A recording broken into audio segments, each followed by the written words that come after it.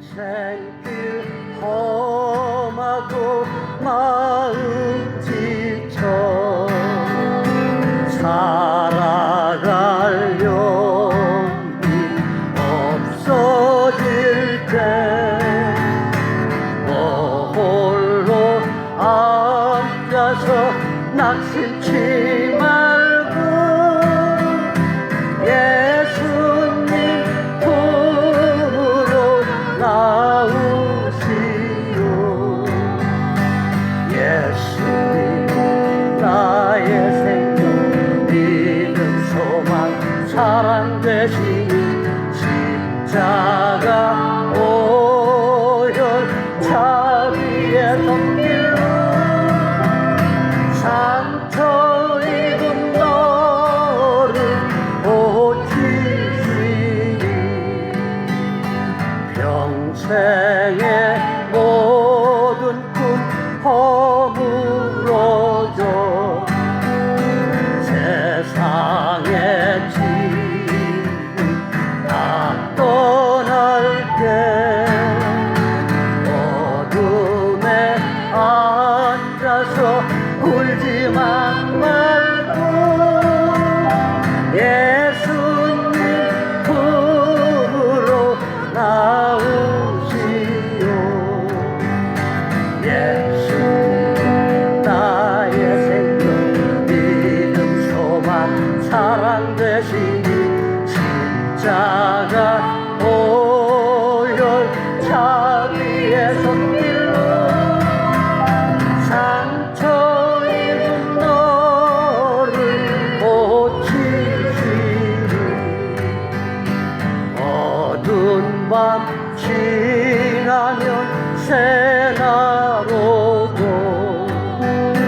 겨울이 가면 봄이 오듯 이 세상 슬픔이 지나고 나면 광명한 새날이 다가오네. 예수님 나의 생명 믿음 소망 사랑 되시니 십자가 오열 자비의 손길로 상처 입은 너를 고치시리.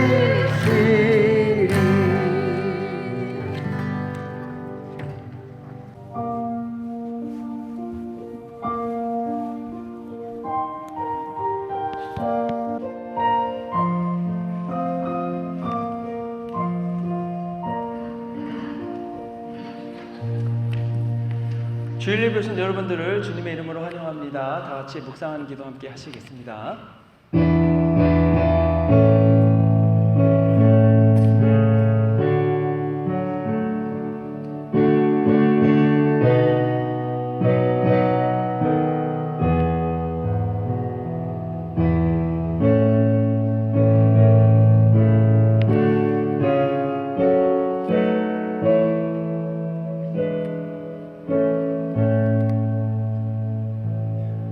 할렐루야. 주 우리 하나님 곧 전능하신 이가 통치하시도다. 우리가 즐거워하고 크게 기뻐하며 그에게 영광을 돌리세. 종신 아버지 하나님 감사합니다. 저희들이 주님을 예배하기 위해 거룩한 성일에 주님 전에 모였습니다. 저희가 드리는 예배를 기뻐 받으시고 하나님 나라의 한량없는 복과 은혜로 저희들의 또 한 주간의 삶을 가득 채워 주시옵소서. 예배 시작부터 마치는 시간까지 홀로 하나님께서만 영광 받아 주시옵소서. 우리를 권하신 예수 그리스도의 이름으로 기도했습니다. 아멘. 네, 다 같이 자리에 일어나셔서 찬송가 28장 복의 근원 강림하사 함께 찬송하겠습니다.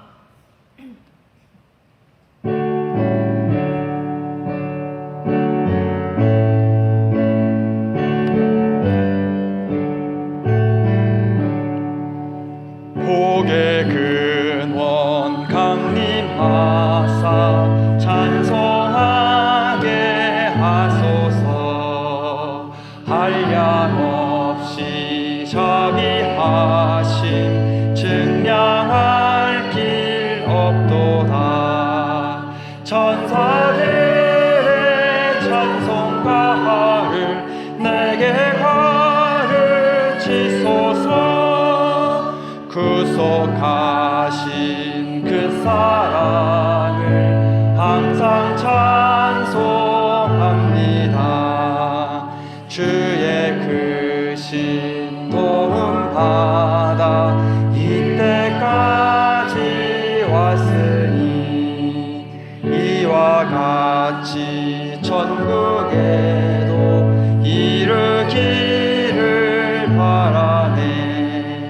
하나님의 품을 떠나 죄에 빠진 우리를 예수 구원하시려고 보혈을 여주셨네.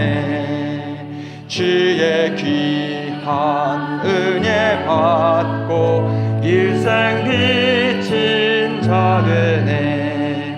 주의 은혜 사슬 대사 나를 주께 매소서. 우리 마음은 연약하여 범죄하기 쉬우니 하나님이 받으시고 천국인을 지소서.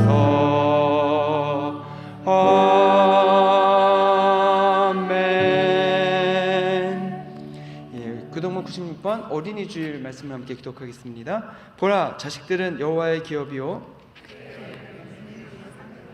젊은 자의 자식은 장사의 수중의 화살 같으니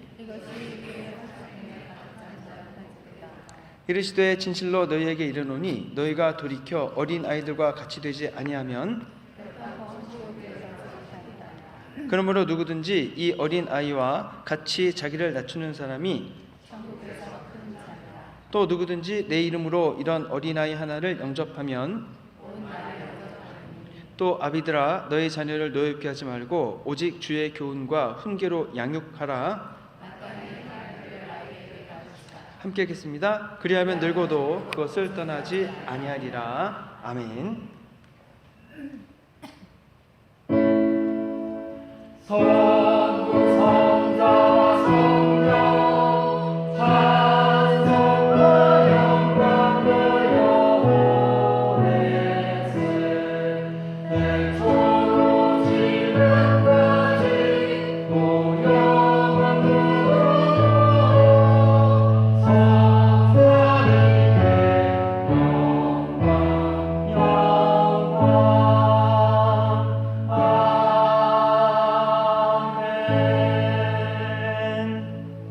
전능하사 천지를 만드신 하나님 아버지를 내가 믿사오며 그의 아들 우리 주 예수 그리스도를 믿사오니 이는 성령으로 잉태하사 동정녀 마리아에게 나시고 본디오 빌라도에게 고난을 받으사 십자가에 못 박혀 죽으시고 장사한 지 사흘 만에 죽은 자 가운데서 다시 살아나시며 하늘에 오르사 전능하신 하나님 우편에 앉아 계시다가 저희로서 산자와 죽은 자를 심판하러 오시리라. 성령을 믿사오며 거룩한 공예와 성도가 서로 교통하는 것과 죄를 사하여 주시는 것과 몸이 다시 사는 것과 영원히 사는 것을 믿사옵나이다. 아멘. 자리에 앉으시겠습니다.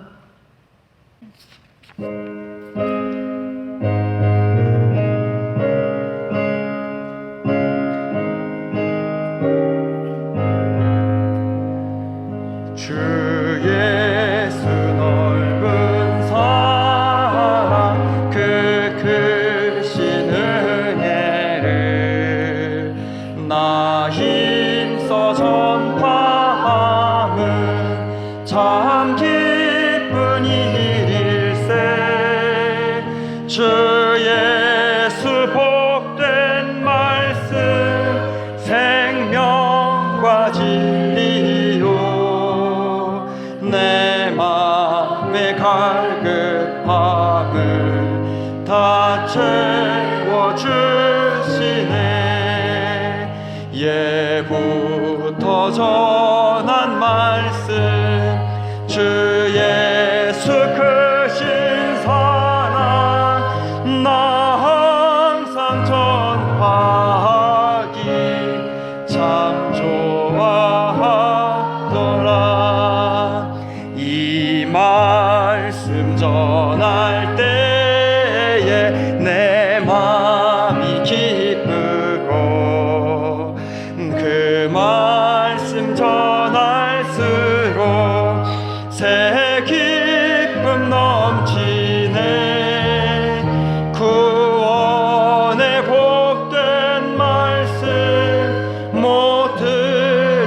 사람이 세상의 많음으로 힘써서 전하세.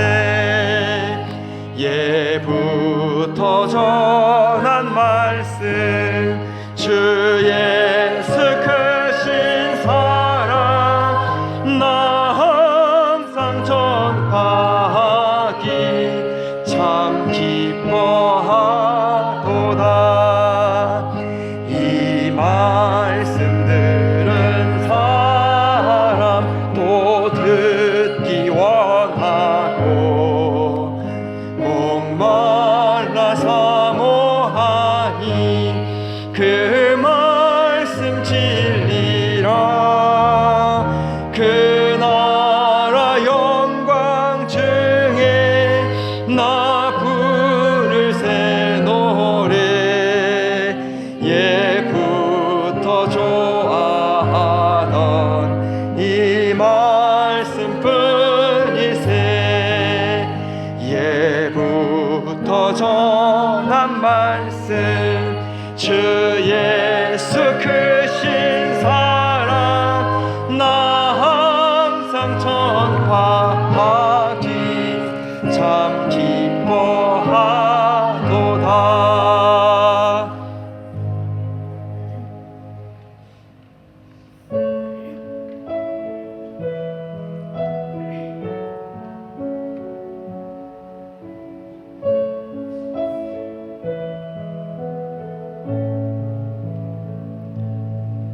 내가 누려왔던 모든 것들이,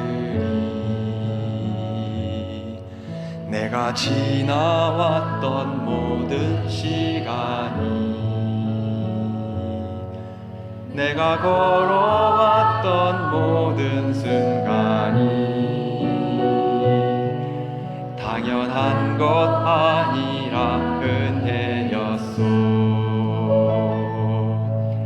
아침 해가 뜨고 저녁에 노을,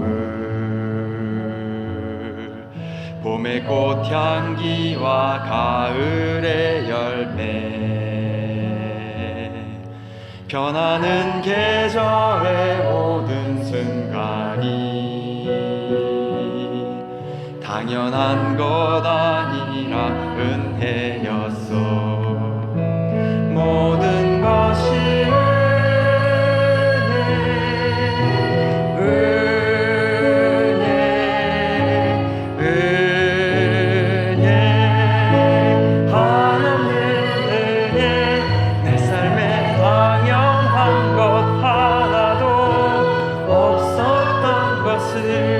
모든 것이 은혜였소. 내가 이 땅에 태어나 사는 것, 어린아이 시절과 지금까지 숨을 쉬며 살며 꿈을 꾸는 삶, 당연한 것 아니라 은혜였소. 내가 하나님의 자녀로 살며 오늘 찬양하고 예배하는 삶, 복음을 전할 수 있는 축복이 당연한 것 아니라 은혜였소. 모든 것이 은혜,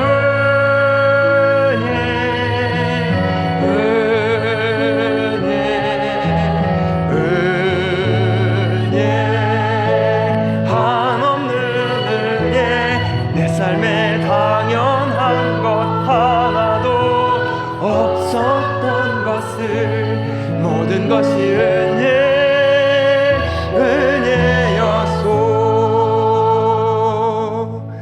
내가 이 땅에 태어나 사는 것,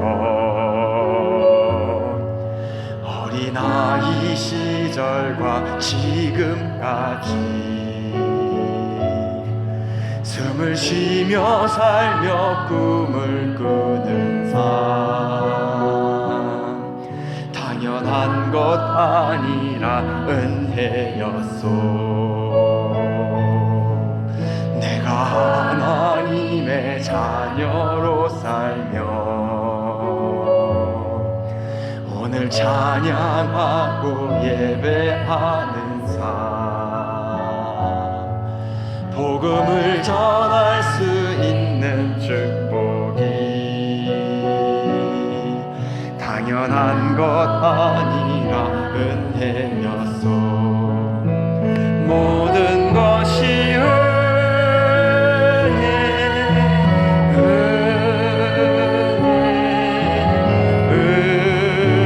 은혜 한없는 은혜 내 삶에 당연한 것 하나도 없었던 것을 모든 것이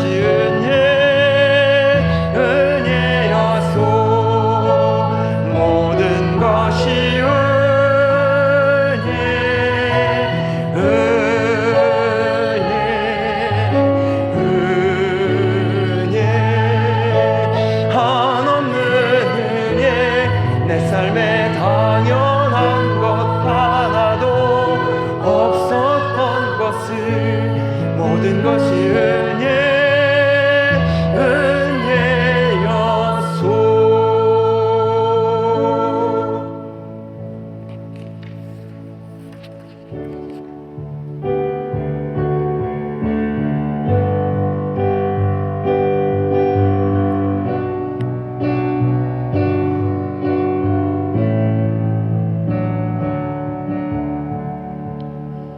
소망 없고 빛도 없는 어두운 세상을 하나님이 사랑하사 우리에게 오셨네. 예언하신 약속대로 말씀이 육신되어 하늘 영광 버리시고 이 땅으로 오셨네.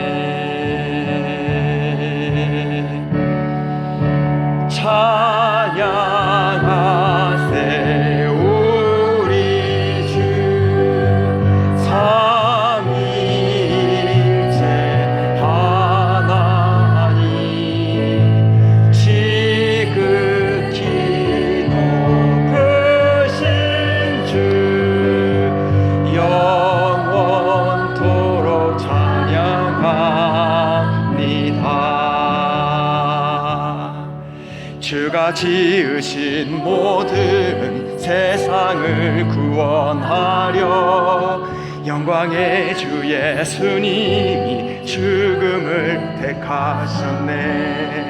그 고통 속에서도 주의 뜻 기억하사 길을 잃은 우리를 위해 십자가를 지셨네.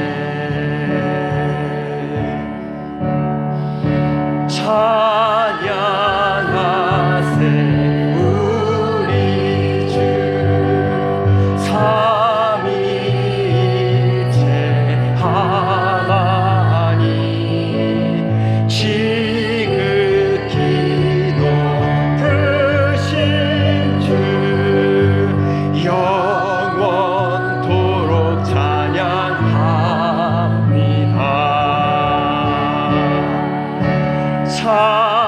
찬양하세 우리 주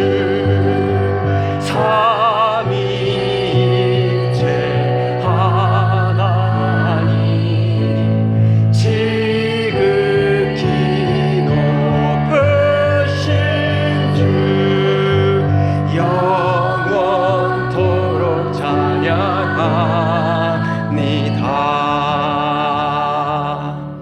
부활하신 그 아침 닫힌 무덤 열리고 죽임 당한 어린 양 죽음을 이기셨네. 생명의 길 되시는 그리스도를 통해 아버지께 오는 자 모두 회복되리라.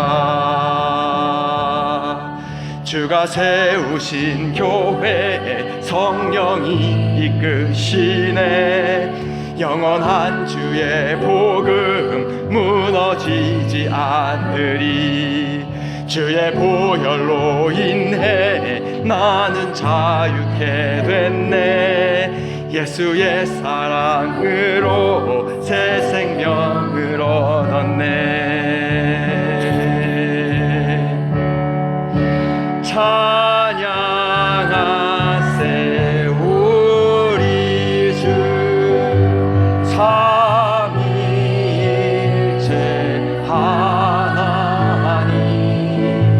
지극히 높으신 주 영원토록 찬양합니다.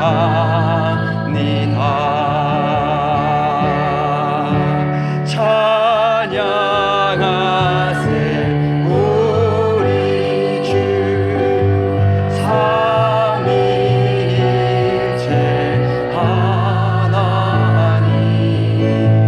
지극히 높으신 주 영원토록 찬양합니다.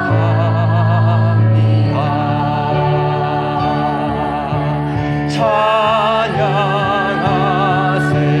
우리 주 삼위일체 하나님.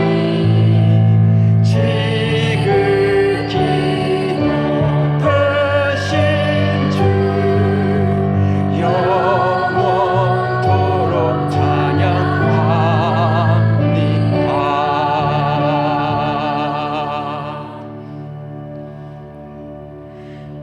우리를 대표해서 진민정 목사님께서 기도해 주시겠습니다. 생명을 창조하시고 주관하시는 하나님, 이 아침 저희에게 새 생명을 주시고 이 예배의 자리를 지나 주님을 만날 날이 한 걸음 가까워짐을 감사드립니다. 이 세상은 주님의 약속대로 흘러가고 크리스찬인 저희는 주님의 약속을 믿는 믿음으로 살아갑니다.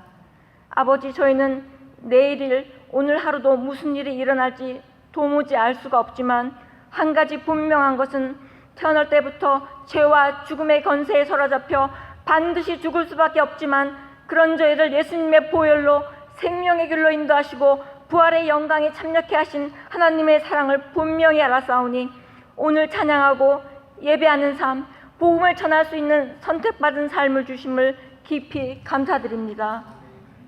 예수님이 십자가에서 죽음당하신 후 두려움과 절망에 사로잡힌 제자들에게 부활하시고 찾아오셨던 것처럼 저희도 이 시간 두려움과 떨림으로 주님이 필요합니다. 이 시간 예배 가운데 임재하여 주시고 부활의 산 소망으로 저희의 온갖 시험과 고난을 이기며 헛된 세상을 넘어 하나님의 나라를 바라볼 수 있는 믿음의 눈을 이 시간 허락하여 주시옵소서. 죄인을 긍휼히 여기시는 하나님, 이 시간 저희의 숨길 수 없는 죄를 이 시간 내려놓습니다. 용서하여 주시옵소서. 지난 한 주간도 주님을 따르며 입술로는 기도하지만 정작 분주하게 움직이는 일상생활 속에서 너무나도 쉽게 중요하지 않는 것들로 삶을 채워버리고 말았습니다. 세월에 떠밀려 무의식적으로 삶을 살다 영육간에 지쳐버리지 않게 저희의 생각과 삶을 변화시켜 주시옵소서. 각자의 십자가를 부인하며 저 멀리서 십자가를 그저 바라보며 세상에 속한 저희를 발견합니다. 저희의 연약한 마음을 돌이키사 각자의 십자가를 감당하며 말씀 속에 담긴 하나님의 뜻이 저희의 순종과 실천을 통해 살아 역사하며 열매 맺기를 원하오니 행함이 없는 저희의 죽은 믿음을 다시 살려 주시옵소서. 저희의 기도를 들으시는 하나님, 어려움과 고난의 시간이 길어 몸과 마음이 지쳐있는 성도들이 있습니다. 주님, 그들의 마음속에 혹시라도 있을 악하고 어두운 생각들로부터 지켜주시옵소서. 절망 가운데서도 하나님과 함께하시는 하나님으로 인하여 살아낼 수 있게 하시어 비록 지금은 고난 중에 있지만 현재의 고난이 장차 우리에게 나타날 영광과 좋게 비교할 수 없다는 성경 말씀을 기억하게 하셔서 고난의 터널을 잘 통과할 수 있게 동행하여 주시옵소서. 상한 갈대를 꺾지 않으시며 꺼져가는 등불을 끄지 않으시는 인자하신 주님, 저희가 아버지를 떠나서는 갈 곳이 없습니다. 고난보다 주님을 잊고 사는 것이 더 두려운 일임을 깨닫게 하시고 모든 삶이 전능하신 하나님의 손안에 있음을 고백하는 삶으로 인도하여 주시옵소서. 하나님, 해밀턴 교회를 위하여 기도합니다. 놀라운 십자가, 구원의 복음이 교회의 가장 소중한 자산이고 이 복음만이 이 세상을 바꿀 수 있는 유일한 소망임을 믿습니다.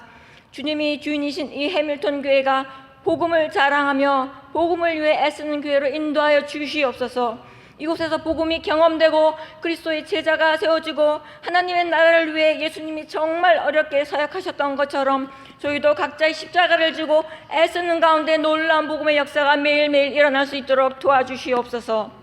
늘 말씀과 기도 가운데 그리스도의 비전에 따라 움직이며 그리스도의 사랑과 명령과 전도의 사명을 따라 순종하는 교회를 이끌어 주시옵소서.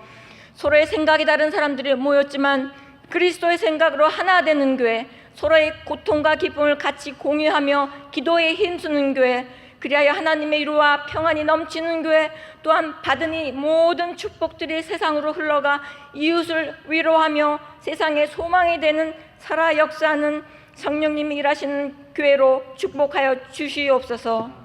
아버지, 성도의 가정과 자녀들을 위해 기도합니다. 자녀들이 헛된 것에 마음을 빼앗기지 않으며 주님이 주신 달란트를 깨닫고 어느 곳으로 뻗어나가든지 주님이 주신 능력을 잘 발휘할 수 있게 힘주시고 자신의 정체성을 예수 그리스도 안에서 찾으며 예수님처럼 겸손하며 세상 무엇보다 예수님을 사랑할 수 있는 마음을 허락하여 주시옵소서. 또한 각 가정들이 하나님을 경외하고 말씀이 다스리는 가정 되게 하시고 조급함 없이 더딜지라도 하나님을 신뢰하며 인내하는 가정으로 인도하여 주시옵소서. 부모는 하나님의 형상인 자녀들을 존중하며 사랑으로 양육하게 하시며 자녀는 부모를 예수님이 그리하셨듯이 존경하며 순종하는 자녀들로 인도하여 주시옵소서. 정 목사님을 위해 기도합니다. 하나님의 도우심과 성령의 권능으로 주의 일을 잘 감당하게 하셔서 주님의 교와 성도들을 옳은 길로 인도하실 수 있도록 늘 동행하여 주시옵소서. 또한 목사님 가정을 축복하시고 자녀들의 걸음걸음을 믿음의 길로 인도하셔서 온 가족이 함께 하나님의 나라를 온전히 세워가는 귀한 가정으로 이끌어 주시옵소서. 목회 가운데 혹이라도 있을 마음의 상처, 넉넉지 않은 경제적 어려움 등 여러 가지 고난에도 불구하고 주님을 사랑하는 마음 때문에 멈추지 않고 목회자의 자리를 묵묵히 지키시는 목사님이 되게 하셔서 분명한 소명감을 갖고 눈에 보이는 것이 없어도 주님께서 한결같이 함께 일하고 계신다는 믿음으로 하루하루를 축복하여 주시옵소서. 늘 한 영혼이라도 살리겠다는 간절함으로 한결같이 강단에서 하나님의 말씀만을 대언하는 주님이 특별히 사랑하시는 목사님으로 축복하여 주시옵소서. 이 모든 말씀 십자가에서 죽임당하시고 죽음의 권세를 이기시고 다시 부활하신 우리 주 예수 그리스도 이름 받들어 간절히 기도하였습니다. 아멘.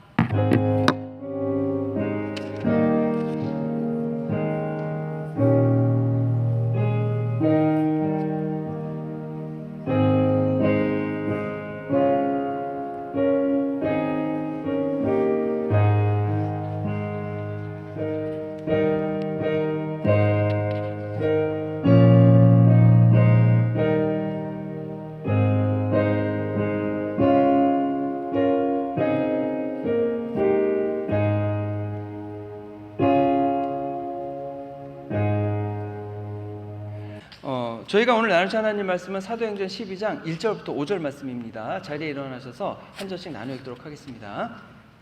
그때에 헤롯 왕이 손을 들어 교회 중에서 몇 사람을 해하려 하여 유대인이 이를 기뻐하는 것을 보고 베드로도 잡으려 할세 때는 무교절 기간이라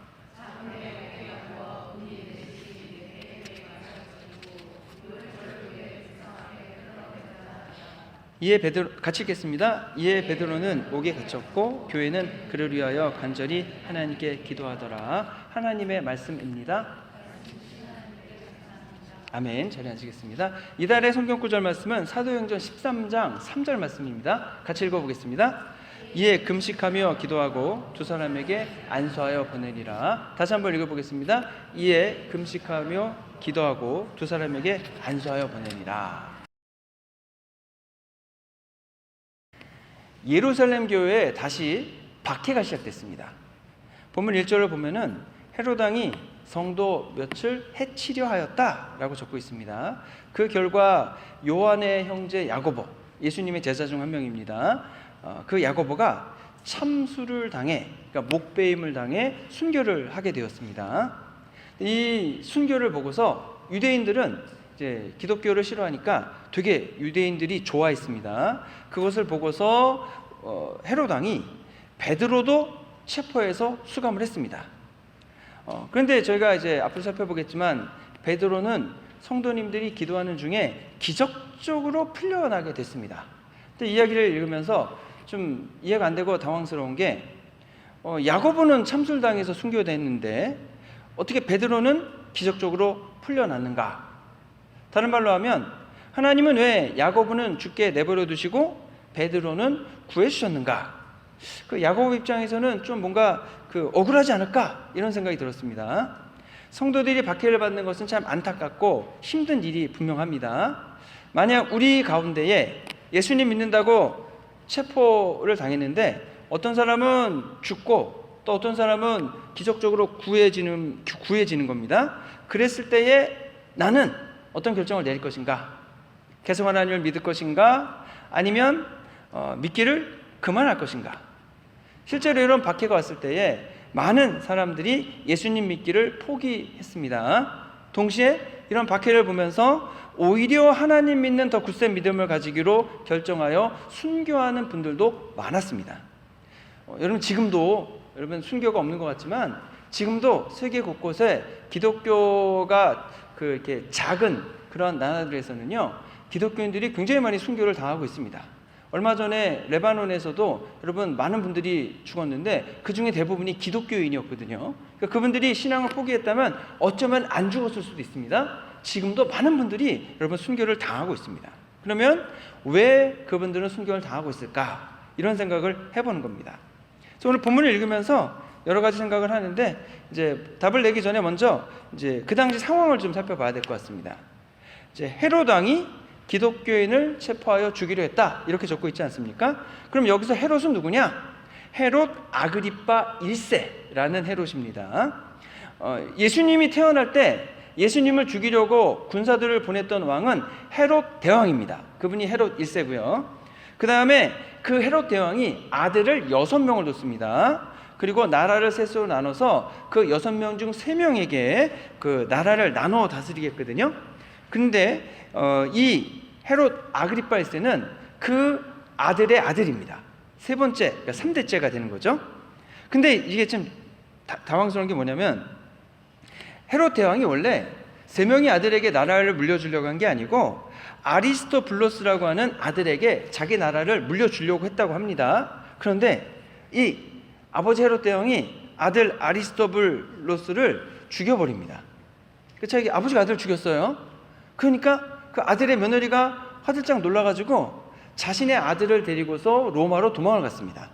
그 도망갔던 그 아들이 누구냐면 헤롯 아그리파라는 사람입니다. 헤롯 아그리파는 되게 당황스러운 거죠. 할아버지가 자기 아버지를 죽인 거예요.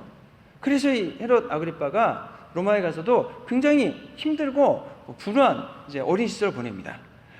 그러다가 누구를 친하게 지냈냐면 칼리큘라라는 사람과 클라우디우스라는 사람과 친하게 지내게 됩니다. 근데 나중에 칼리큘라가 로마의 3대 황제가 됩니다. 칼리큘라랑 친하게 지내다가 이제 칼리큘라를 위해서 이제 이 아그리파가 감옥에도 갑니다. 6개월 동안 계속 수감 생활을 합니다. 그러다가 이 칼리큘라가 3대 황제가 되니까 너무 고마운 겁니다. 자기를 위해서 감옥까지 가지고 해서 이 아그리파를 이제 유대의 왕으로 임명을 합니다. 그러니까 이 아그리파는 아그리파의 아버지는 죽었다고 했지 않았습니까? 그러니까 다른 아버지들, 작은 아버지, 큰 아버지들인지 모르겠지만 다른 아버지의 형제들이 유대의 왕들이 됐거든요. 그러면 그 왕들의 아들이 유대의 왕이 돼야 되는데 이 로마의 황제와 친하게 됐으니까 이 아그리파가 유대의 왕이 되는 겁니다. 그러다가 칼리큘라 황제가 여러분 오래 재율하지 않죠. 기독교를 막 박해하다가 일찍 죽습니다. 그러다가 클라우디우스가 로마 황제가 되어야 되는데 이제 원로원이 반대했답니다. 그래서 이 헤롯 아그리빠가 그 당시 영향력이 좀 있어서 원로원을 설득했답니다. 그래가지고 이 클라우디우스가 로마의 4대 황제가 됩니다. 그러니까 자기를 위해서 애써준 이 아그리빠가 너무 고마운 겁니다. 그래가지고 이 클라우디우스 황제가 헤롯 대왕이 다스리던 그 넓은 땅 전체를 다스리는 유대의 왕으로 이 아그리빠를 임명을 했습니다. 그 이후에 일어난 일이 바로 이 베드로를 투옥하고 그리고 야고보를 이제 죽이는 바로 그때가 된 거죠. 그럼에도 불구하고 아그리빠는 그 헤롯 가문 자체가 유대의 왕이 되는 데는 이제 단점이 있습니다. 한계가 있습니다. 왜냐하면 헤롯은 유대인이 아닙니다. 유대인이 아니고 에돔 족속입니다. 야곱의 후예가 아니라 에서의 후예인 거죠. 그러니까 헤롯이 유대의 왕이 될 수가 없는 사람입니다. 그런데 이제 역사를 살펴보니까 어떻게 됐냐면, 여러분 BC 166년에 이제 마카비 형제가 이제 하나님만 믿는 신앙을 유지하기 위한 혁명을 일으킵니다. 그래가지고요 이스라엘이 독립국가가 됩니다. 그래서 그 왕조를 하스몬 왕조라고 합니다. 그래서 이 하스몬 왕조가 하나님만을 믿는 독립국가 됐는데, 이제 왕들이 이렇게 이어지다가 나중에 보니까 아이고 아들을 못 낳고 딸을 낳았어요. 왕자가 없습니다. 공주만 있는 겁니다. 그리고 그 당시 또 로마가 드디어 강성해져가지고 이제 유다를 이제 점령하게 되는 거죠. 그랬을 때에 이제 유대인이 볼 때, 이제 하스몬 왕가에서 볼 때 누구를 사유로 삼아야 되느냐라고 볼 때에 로마와 굉장히 가까운 사람과 결혼을 시켜야 우리 유대가, 이 하스몬 왕조가 잘 유지될 것이다 라고 생각하고 주변을 봤더니 유대인 가운데 있는 그 남자들보다, 가문보다 이 그 에돔 족속이지만 헤롯이 더 로마와 친한 겁니다. 그래가지고 사위를 이제 헤롯을 들여온 거죠. 그러다 보니까 왕은 누가 되느냐? 여왕이 아니니까 이제 헤롯이 왕이 됐습니다. 그러다 보니까 일반 유대인들은 에돔 족속인 이 그 헤롯 가문을 되게 싫어합니다. 그러니까 헤롯 가문 입장에서는 헤롯 대왕도 자기가 다스리는 유대 사람들한테 잘 보여야 되는 거죠. 그래야 자기 통치가 잘 돼야 로마로부터 칭찬을 받고 자기 권력이 유지되는 겁니다. 그래가지고 헤롯은 로마에 잘 보이고 유대인들의 환심을 사기 위한 정책을 많이 폈습니다. 대표적인 정책이 어떤 거냐면, 이제 그 유대인들이 성전을 중요시하니까 성전을 아주 크고 좋게 이제 중축을 해준 거죠. 중축을. 근데 이 헤롯 아그리빠 역시 여러분 똑같은 겁니다. 자신이 왕이 됐지만 자기는 유대인이 아니에요. 물론 유대교를 개종을 했지만 유대인이 아니기 때문에 유대인들의 환심을 사기 위해 많은 노력을 합니다. 그 중에 하나가 바로 유대인들이 싫어하는 기독교 박해였습니다. 그래서 이제 그 베드로도 잡고 그리고 또 야고보도 죽이고 그거를 되게 좋아하니까 이제 박해 정책을 시작을 하는 겁니다. 근데 이제 안타까운 게 뭐냐면, 여러분 헤롯 대왕, 헤롯 아그리빠의 할아버지는 예수님이 태어났을 때 예수님을 죽이려고 했고 못 죽이자 이제 베들레헴에서 태어난 2살 이하의 아기들 다 죽이는 만행을 저질렀습니다. 그리고 그 아들 중 한 명인 유대를 다스렸던 헤롯 안디바는 이제 세례 요한을 죽입니다. 그리고 예수님이 체포돼서 이제 고난당할 때에 예수님을 신문하고 예수님 죽음에 일조하게 되죠. 그리고 그 손자 헤롯 아그리파 1세는 교회를 핍박하고 예수님의 사도인 야고보를 처형하는 겁니다. 여러분, 왕이 되고 자신의 권력을 유지하기 위해서 할아버지부터 손자까지 예수님을 박해하고 하나님 믿는 사람들을 공격하는 겁니다. 세상적으로 보면 대단히 큰 권력과 이익을 얻은 성공한 가문으로 보입니다. 그런데 하나님의 나라의 입장에서 보면 헤롯 가문은 처음부터 어쩌면 왕이 되지 않는 것이 훨씬 더 좋았을 그런 생각을 갖게 하는 거죠. 이 세상의 권력을 갖고 유지하기 위해서 하나님을 대적하고 하나님 아들 예수님을 죽이려고 하고 기독교인들을 죽인다. 여러분, 그러면 그 사람들을 하나님이 칭찬해 주실 리가 없는 겁니다. 그래서 결국 그들의 권력은 AD 70년 유대가 완전히 로마에 멸망되면서 끝나게 되는 겁니다. 동시에 여러분, 하나님의 말씀을 있는 그대로 따르는 것이 매우 중요하다는 것을 다시 되새기게 됩니다. 여러분, 북이스라엘과 남유다가 멸망하게 되었던 주된 이유 중 하나가 뭐냐면 이방인들과 결혼하는 문제입니다. 이방인들과 결혼을 하면 그 이방인이 믿던 종교가 같이 들어오죠. 대표적인 경우가 아합 왕입니다. 아합 왕이 누구랑 결혼했냐면 시돈 여인인 이세벨과 결혼을 했습니다. 그러니까 이세벨이 자기가 믿던 바알 종교와 아세라 종교를 북이스라엘로 가져와서 북이스라엘의 국교로 만들어 버렸습니다. 그래서 제사장들과 싸운 사람이 엘리야였죠. 그러다 보니까 북이스라엘이 완전히 종교적으로 타락을 하게 되었고, 나중에 남유다도 비슷하게 멸망하는 겁니다. 그러다가 나중에 나라가 완전 망하고 나서 바벨론의 포로로 갔던 사람들이 돌아오죠. 그때 돌아온 대표적인 사람이 느헤미야가 있는데, 그 느헤미야가 해야 했던 가장 중요한 정책 중 하나가 뭐냐면 이미 돌아와서 정착했던 유대인들과 결혼했던 이방 여인들과 그 사이에서 태어난 자녀들을 내쫓는 일이었습니다. 얼마나 마음 아픈 일인지 모릅니다. 그래도 그들을 내쫓았죠. 하솔만 왕조는 우리가 우상을 섬기는 나라에서 하나님을 믿을 수 없으니 우리는 오직 하나님만 섬기는 믿음의 나라를 세워야겠다라고 이제 일어났고, 그래서 혁명을 일으켰고 결국 왕조를 세운 겁니다. 그런데 BC 166년에 세운 나라가 100년을 좀 지나자마자 이제 권력을 유지하기 위해서 다시 세상과 타협하였고, 그 사위를 누구를 데려왔냐면 이방 신을 섬기는 이제 헤롯을 사위로 맞았다는 겁니다. 만약에 로마 권력에 줄을 대지 않더라도 하나님을 잘 믿고 섬기는 유대의 명망 있는 가문 중 한 사람과 결혼을 그 공주가 했다면 어쩌면 뭔가 달라지지 않았을까, 그런 생각도 해보는 거죠. 로마의 권력을 얻고 로마의 권력 아래에서 잘 지내고자 하다 보니까 하나님이 보내신 메시아를 십자가에서 처형하게 되는 겁니다. 여러분, 그래서 말씀대로 사는 것이 중요하다라고 이야기하지만 실제로 말씀대로 살아가는 것은 매우 굳은 결의와 믿음과 신앙과 실천이 필요합니다. 내가 얻을 수 있는 것을 포기해야 할 수 있고 많은 대가를 치루어야 할 수도 있다는 거죠. 근데 이 세상에서의 삶만 보면은 우리가 하나님 믿는 믿음을 가지고 사는 것은 굉장히 어리석어 보입니다. 근데 영원하신 하나님의 나라가 있다는 것을 믿고 그 나라를 바라보면서 나아가는 사람들은, 여러분, 그것은 이 세상에서 우리가 할 수 있는 가장 지혜로운 결정이 되는 겁니다. 그럼 내가 하나님 믿고 섬기기 결정했잖아요. 그럼 그게 나로 그치지 않습니다. 저희들이 살아가는 이 믿음의 모습들이 저희들의 자녀들에게도 이어지게 되어 있습니다. 우리 아이들은 물론 저희들도 마찬가지였지만 싫든지 좋든지 부모가 살아가면서 하는 결정과 살아가는 모습을 보고 대단히 강력한 영향을 받습니다.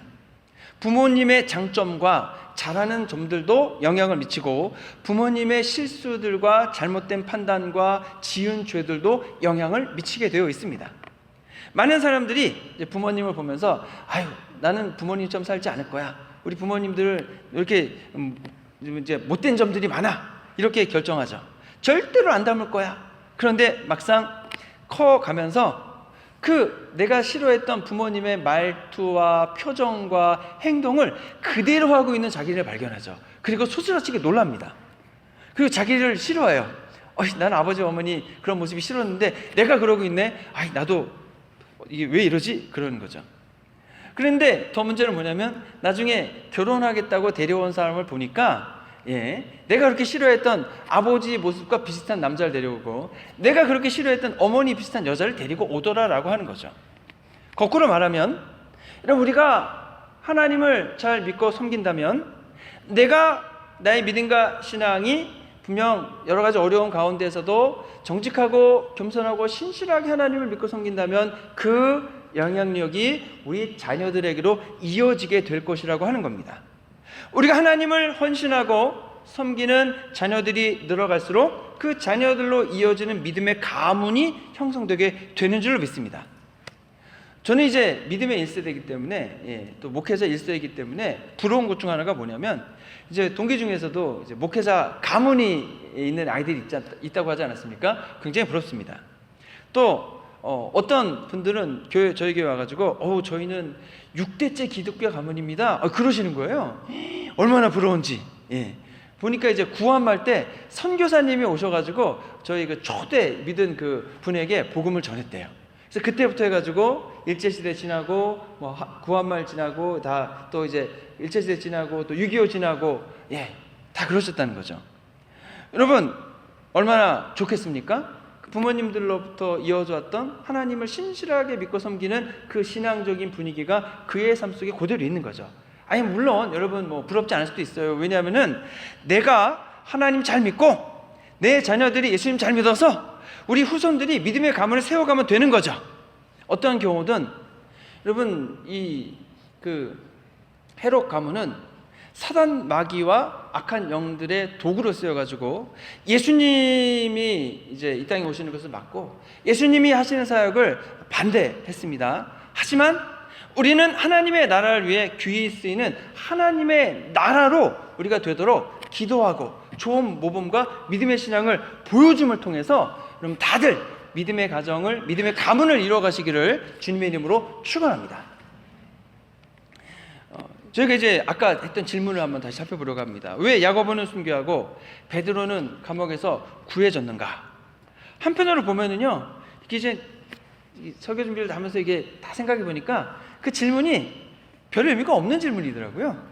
왜냐하면은 보니까 야고보가 순교했잖아요. 베드로가 감옥에서 풀려남을 당했지만 결국 베드로도 뭐 했어요? 베드로도 순교했거든요. 그러니까 질문이 의미가 없습니다. 오히려 야고보는 예수님의 제자들 중에서 제일 먼저 순교했다는 영광의 타이틀을 차지하게 됐죠. 그리고 여러분 아시겠지만 예수님의 12제자들 다 어떻게 됐습니까? 순교했습니다. 물론 사도 요한은 이제 강제로 죽임을 당하지 않고요. 반모섬에 유배돼 가지고 천수를 다 누리고 죽었습니다. 그럼에도 불구하고 로마가 가둔 유폐한 귀양지에 가서 거기서 나오지 못하고 죽었으니까 그것도 순교가 분명합니다. 그럼에도 불구하고 여러분 먼저 순교했느냐 나중에 순교했느냐 그 차이가 있을 뿐이지 오히려 야고보는 제자들 중에서 제일 먼저 순교한 반열에 오르게 됐다고 하는 거죠. 근데 이것도 참 놀라운 일이 하나 있는데 예전에 그 야고보와 요한이 형제인데요. 그 어머니가 예수님을 찾아갔습니다. 그러니까 치맛바람을 좀 일으키셔가지고 마태복음 20장에 보면은 예수님께 와가지고 그 어머니가 뭐라고 요청을 하냐면 나의 두 아들을 주님의 나라에서 하나는 오른쪽에 하나는 왼쪽에 앉게 해주십시오. 그러니까 이 어머니가 예수님 하시는 것들이 놀라우니까 예수님이 다윗과 같은 나라를 세우시겠구나 라고 생각을 했습니다. 그리고 나서 예수님이 왕이 되시면 하나는 우편에 하나는 좌편이니까 지금 뭐 한국으로 치면은 한 명은 국무총리, 한 명은 뭐 그 다음에 높은 자리가 누구죠? 국방부 장관. 그렇게 시켜달라 그러는 거예요. 그러니까 예수님의 제자들이 막 화를 냅니다. 아니 내가 앉아야 될 자리를 그 엄마 찬스 써가지고 그렇게 예수님께 말씀드리는 게 어디냐고 막 화를 내는 거죠. 저희가 마태복음 20장 22절 23절 말씀을 좀 같이 한번 읽어보도록 하겠습니다. 예수께서 대답하여 이르시되 너희는 너희가 구하는 것을 알지 못하는도다. 내가 마시려는 잔을 너희가 마실 수 있느냐? 그들이 말하되 할 수 있나이다. 이르시되 너희가 과연 내 잔을 마시려니와 내 좌우편에 앉는 것은 내가 주는 것이 아니라 내 아버지께서 누구를 위하여 예비하셨든지 그들이 얻을 것이니라. 야고보와 요한 형제 어머니는 이제 예수님이 나중에 잘 되셨을 때 한 자리 주십시오 라고 얘기했지만 예수님은 전혀 다른 얘기를 하십니다. 내가 마시려는 잔이 무엇인지 너희는 모른다. 너희들이 그 잔을 마실 수 있겠느냐? 할 수 있겠느냐? 그랬더니 야고보와 요한이 네, 마실 수 있습니다. 할 수 있습니다. 라고 대답을 했습니다. 그래서 예수님이 뭐라고 하신지 아십니까? 그래? 그러면 너희가 그 잔을 마실 것이다. 여러분 그래서 예수님이 마시는 잔이 무슨 잔이었습니까? 고난의 잔입니다. 여러분 죄가 없는데도 불구하고 유죄 판결 받고 십자가에 못 박혀 죽는 겁니다. 그런데 여러분 공교롭게도 예수님의 제자 12명 중에서 누가 제일 먼저 이 고난의 잔을 마셨습니까? 예, 바로 야고보. 야고보와 요한의 어머니가 부탁했다 그랬잖아요. 그리고 그 두 형제가 마실 수 있습니다 그렇게 대답했잖아요. 이 야고보가 제일 먼저 예수님의 고난의 잔을 마시고 순교하는 겁니다. 공교롭게도 여러분, 야고보가 제일 먼저 마셨고 맨 마지막 그 잔을 마신 사람이 누구라고요? 야고보와 요한이라고 그랬죠. 그 요한이 맨 마지막에 죽는 겁니다. 놀랍지 않습니까? 깜짝 놀랐습니다. 여러분, 등골이 이제 성연한 거, 모골이 성연한 거죠. 예.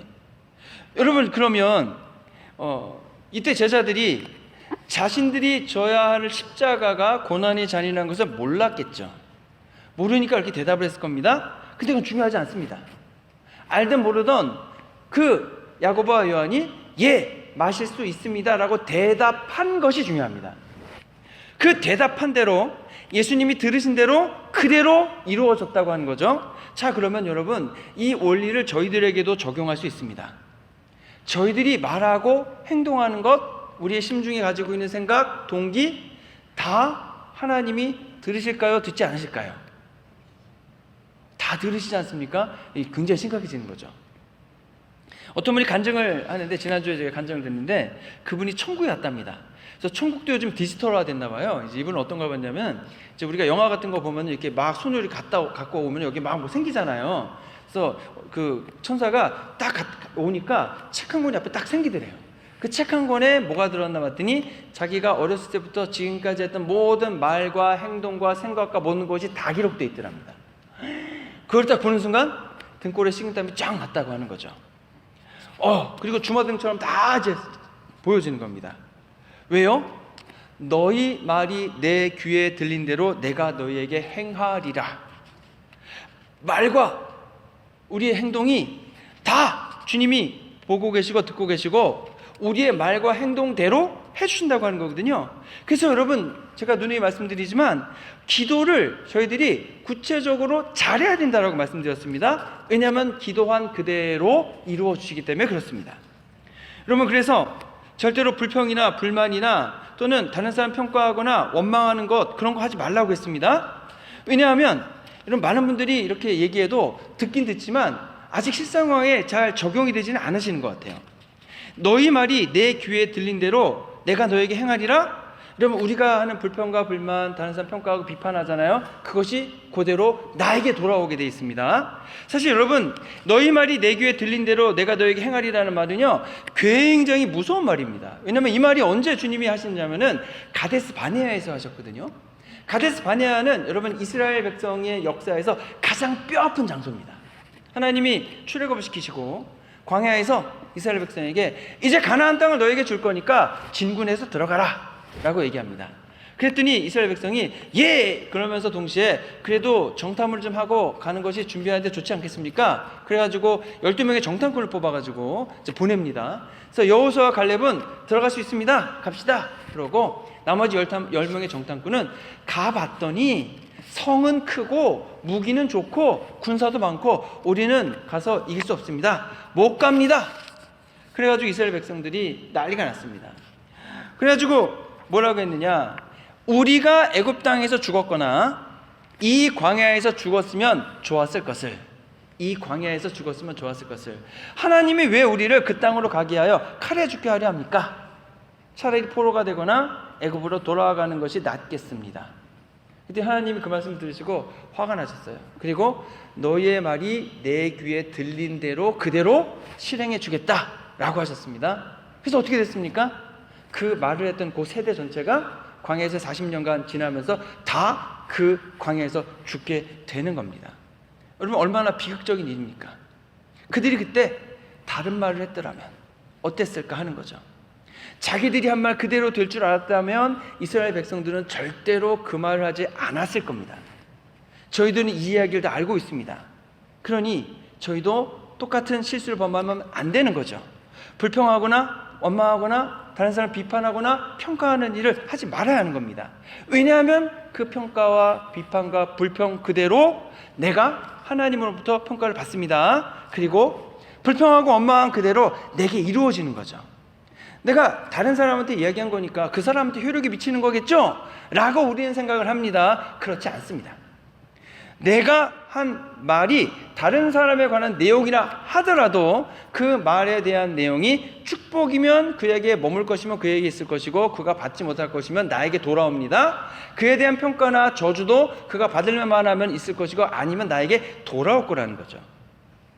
하나님 보실 때에 이 사람은 불평하고 원망하고 막 그런 걸 좋아하는구나, 그래 내가 그런 걸 좋아하니까 더 많은 불평과 원망거리를 주겠다, 이러지 않겠냐고 하는 겁니다.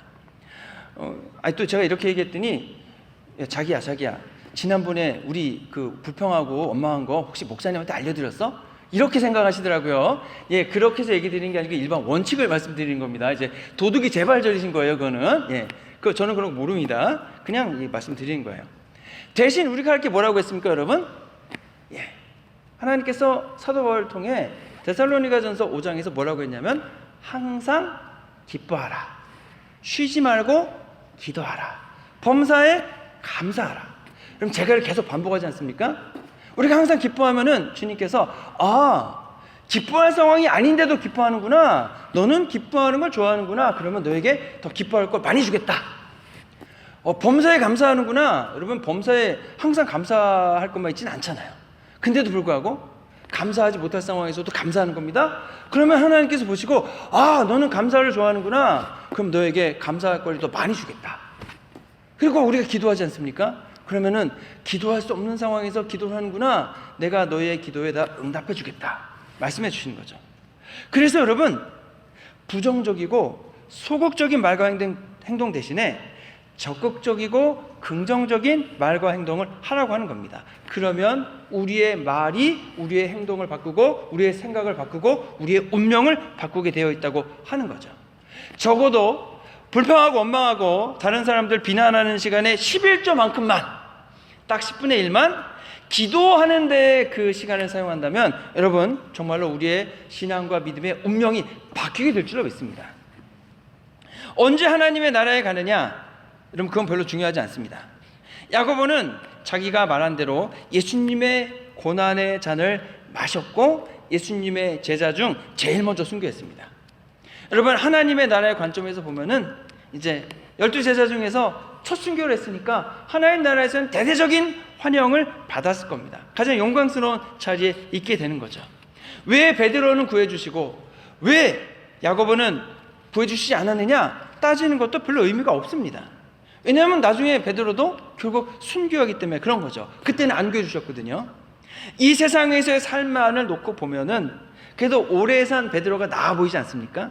근데 영원하신 하나님의 나라의 삶을 놓고 볼 때 이 세상에서 10년, 20년 더 산다 그래가지고 천국에서는 별 차이가 없다고 하는 겁니다.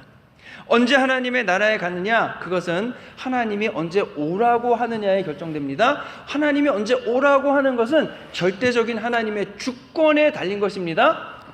생명을 어찌할 수 없는 우리가 말할 수 있는 게 아니라고 하는 겁니다. 하나님께서 너는 이 세상에서 이미 하나님 나라에 와서 살 수 있는 충분한 준비가 됐으니까 어서 와라, 어서 와서 하나님의 나라에서 이 일을 좀 맡아달라 하면은 가야 되는 겁니다. 너는 아직 이 세상에서 하나님의 교회와 나라를 위해서 해야 할 일이 남아있다, 그 일을 다 마치고 와라 하시면 그 일을 다 마치고 가면 되는 겁니다. 하나님이 야고보는 덜 사랑하고 베드로는 더 사랑하니까 그런 거 아닙니까? 그렇지 않습니다. 야고보는 순교를 당한 믿음이 있고 베드로는 순교를 당할 믿음이 없어서 주님이 살려주신 것 아닙니까? 그것도 아닙니다. 예루살렘 교회가 야고보를 위해서는 기도를 많이 안 하고 베드로를 위해서만 기도를 수제자니까 많이 한 거 아닙니까? 그것도 아닙니다. 두 사도 모두 하나님의 주권 아래에서 하나님의 섭리와 계획과 뜻 안에서 자기들에게 맡겨주신 사명을 감당하는데 최선을 다하다가 순교를 하는 겁니다. 물론 우리가 하나님의 뜻과 계획을 다 알지 못합니다. 하나님이 친절하게 미주알고주알 다 세세하게 알려주시면 좋겠지만 그렇지 않을 때가 더 많습니다. 그렇다고 해서 하나님께 화를 낼 필요는 없습니다. 우리가 사는 세상은 아직 하나님의 나라가 아닙니다. 여러분, 이 세상은 누가 지배하고 있습니까? 사단 마귀와 악한 영들이 지배하고 있는 세상이라는 곳이죠. 우리가 이 세상에서 하나님의 말씀과 뜻에 따라 살아갈수록 하나님의 나라가 확장돼 가는 겁니다. 근데 그 하나님 나라의 확장을 사단 마귀는 싫어하고 그 확장을 막으려고 하죠. 그래서 당연히 우리는 이 세상에서 믿음 생활을 하다 보면은 사단 마귀와 악한 영들, 악한 사람들의 공격에 맞닥뜨리게 되어 있습니다. 그건 뭐 당연한 거죠. 왜 고난과 어려움이 내게 신앙생활 속에 있느냐라고 질문할 수 있습니다. 하지만 더 지혜로운 자세는 내가 당면한 이 세상과 악한 사단 마귀와 영들의 공격과 방해 속에서 이 어려움을 어떻게 주님과 함께 다루어 갈 것인가, 이것을 질문해야 한다고 하는 겁니다. 고난이나 핍박이 닥치는 것이 좋지는 않지만, 여러분, 우리가 믿음 생활을 이 세상에서 하다 보면은 고난과 핍박이 없을 수가 없다는 말씀을 드리는 겁니다. 그런데 좋은 것은 무엇이냐면 이미 우리의 구주 예수 그리스도께서 먼저 나보다 훨씬 심한 반대와 고난을 당하셨습니다. 모욕을 당하셨습니다. 결국 십자가에서 죽으셨습니다. 하지만 그 모든 고난과 어려움을 다 이기시고 부활하시고 승리하셨다고 하는 사실입니다. 죽음조차도 승리하셨습니다. 그 부활의 능력을 주님께서 저희들에게 주시는 겁니다. 여러분, 이것을 믿으시고 나아가시기 바랍니다. 분명한 것은 저희들이 이 세상에서 하나님의 자녀로 살아갈 수 있는 힘과 능력을 주님이 부어 주신다는 사실입니다. 주님의 보호하심도 있고요, 돌보심도 있습니다. 우리가 기도하면 응답도 해주십니다. 저희들이 주님과 함께 동행하면서 여기서 주님 맡겨주신 사명을 잘 감당하면 됩니다. 언제 하나님의 나라에 가느냐?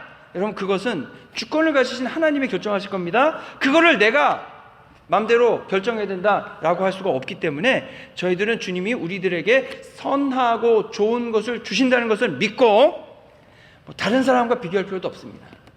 다른 사람을 부러워할 필요도 없습니다. 시기하고 질투할 필요도 없습니다.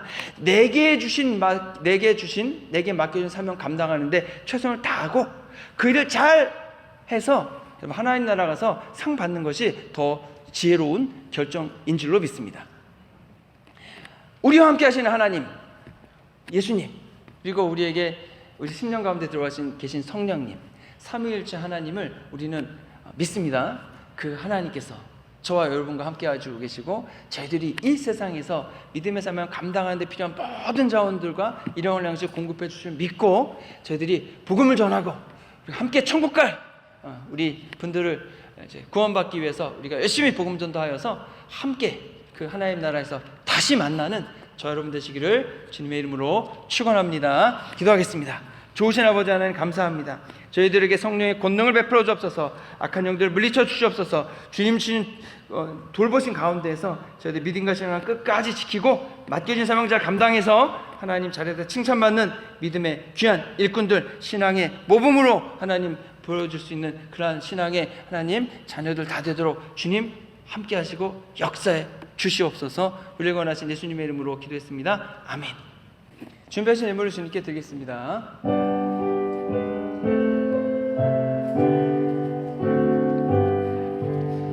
나의 보화 드리니 주여 봐주셔서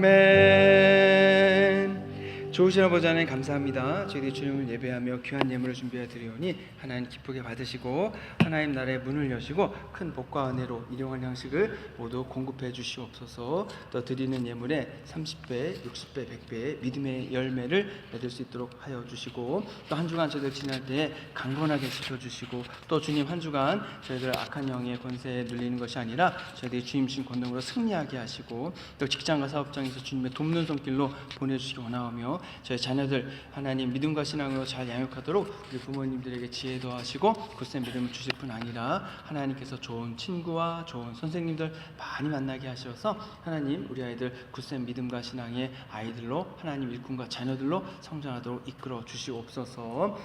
또 한 주간 주님께서 지켜주시고 돌봐주시기를 정말로 간구하며 우리에게 원하신 예수 그리스도의 이름으로 기도했습니다. 아멘. 자리에 일어나셔서 결단찬송 함께 하시겠습니다.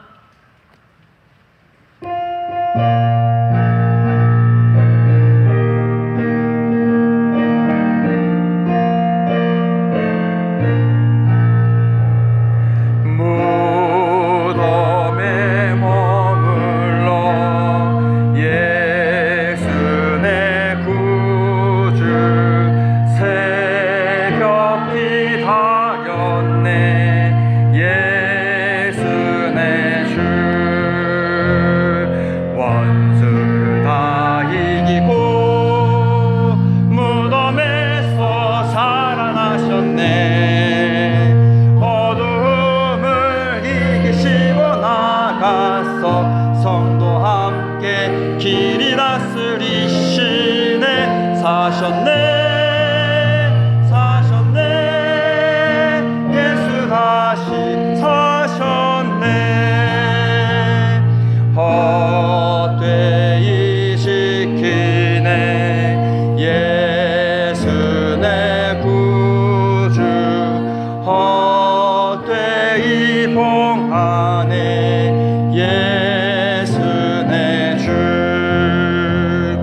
원수를 다 이기고 무덤에서 살아나셨네 어두움을 이기시고 나와서 성도 함께 길이 다스리시네 사셨네 사셨네 예수 다시 사셨네 거기 못 가두네 예수 내 구주 우리를 살리네 예수 내 주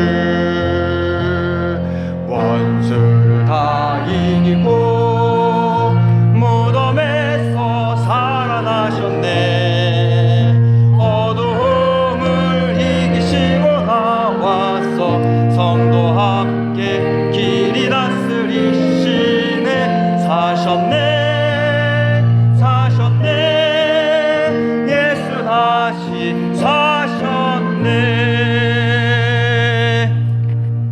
지금은 죄와 죽음에서 우리를 구원하신 예수 그리스도의 크신 은혜와 아버지 하나님의 무한하고 한량 없으신 사랑과 성령의 감동하심과 교통하심이 성령 충만한 능력을 가지고 복음을 담대히 전하고 주님 필요한 곳에 저희들 전심을 다해 쓰임을 받고 믿음을 굳건히 세움을 통해 하나님 나라를 향해 당당하게 한 걸음씩 전진하여 나아가기를 소원하는 해밀턴 민 한인교회의 모든 성도님들 위해 이제로부터 영원토록 함께 하시기를 간절히 축원하옵나이다. 아멘.